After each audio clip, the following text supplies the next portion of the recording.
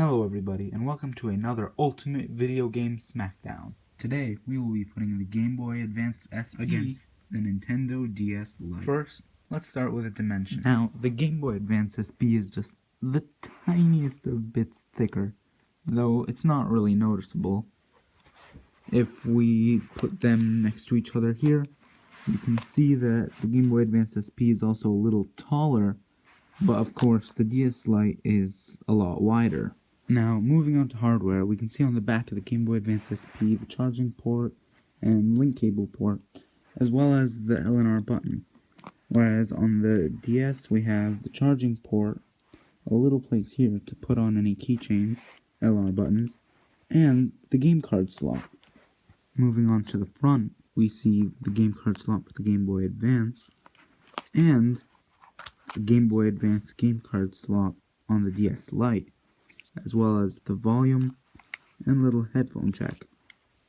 Now moving on to the side, in the Game Boy Advance we have the power indicator as well as the charging indicator and the on and off switch, which is also found on the DS Lite minus the power and charging indicator, but instead we have a stylus, which will be explained once we open them up. On the final side, we find nothing on the DS Lite but the volume on the Game Boy Advance SP. Now, the button layout has been changed around a lot because we have the original A, B, start, select, brightness, and D-pad on the Game Boy Advance SP, but on the DS Lite, we have the D-pad and the A, B, and start, select, but we also have two new buttons, X and Y, as well as a touchscreen in the middle. If you haven't figured it out yet, that's what the stylus is for. It's also good to note that the speakers are on the bottom of the system in the Game Boy Advance SP, yet there are two stereo speakers rather than mono speakers on the top of the DS Lite. Now, one big thing about the DS Lite is that it has two game card slots. One for the new Nintendo DS games, and one that you can put old Game Boy Advance games into. Though it's good to note that they do protrude, and these are for Game Boy Advance only, not any original Game Boy or Game Boy Color games. This is used to cover the port when you're not currently using a Game Boy game, because the ports are very wide, and whereas most people will just be playing DS games, it's not very comfortable to hold the device with these. Even though you don't really touch them, it's also not very fun visually to look at. It looks much nicer like that. Now, when booting up the Game Boy, you get to see the Game Boy screen, and then it moves straight onto the game itself. But with the DS Lite, you see the DS welcoming screen with health and safety junk, and then you get put into a new menu, which is very new for Nintendo's handheld. On this menu, you get two options for additional features, which are PictoChat and DS Download Play.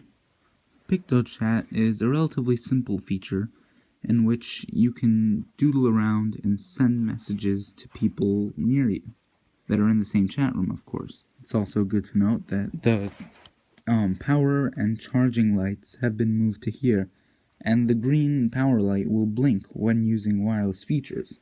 Now, another use for the newly implemented wireless features is DS Download Play, in which you can play select games with your friends when they're near. Other than that, the top screen features the time and date, though that's pretty much it. And there's even an option in the settings where you can go straight to the game, just like Game Boy times. Now, the additional bottom screen meant a lot of new ways for developers to implement both having a top screen and a bottom touchscreen. Playing Game Boy games is a little bit different though, because on the Game Boy there was only one screen. So when you start a GBA game, in the settings you will be able to select whether you want it to load on your top screen or bottom screen. And you will also notice that there are some borders around the screen. And this is because the Game Boy Advance screen is actually slightly smaller, believe it or not, than the new DS screens. And here's a quick comparison in which you can see the Game Boy Advance screen, though Game Boy games fit better on it, still seems a little washed out and the brightness is a little worse than the new DS Lite. As I mentioned before though, Game Boy games just won't be able to work in here, and they don't even fit, so it's not even worth trying. Still, if I were to choose a system on which device I would play Game Boy games on, it'd probably have to be the Game Boy Advance SP, because although the screen is a little brighter and more colorful here, it fits better here. Not only that, but it was made for Game Boy games. So you have only and exactly the buttons you need, and it's in a nice, neater, smaller form factor for something that doesn't need a second touchscreen. Now, this final verdict is going to be weird, because if you're going back to either your old DS Lite or old Game Boy Advance to play some old Game Boy games, I would probably choose the Game Boy Advance SP, because this is the epitome of the original Game Boy Advance and Game Boy line in general, and it can play both Game Boy Advance, Game Boy Color, and Game Boy games the way they were meant to be played, and has exactly the right buttons for all of them, with the L&R additions for the new ones.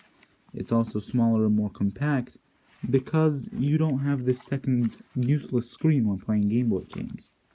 On the other hand though, if you want to play old DS games, or even some DS games that you never got a chance to play before and just recently picked up, then the DS Lite, you can't really go wrong. It's one of the best looking, in my opinion, DS's in a really long time.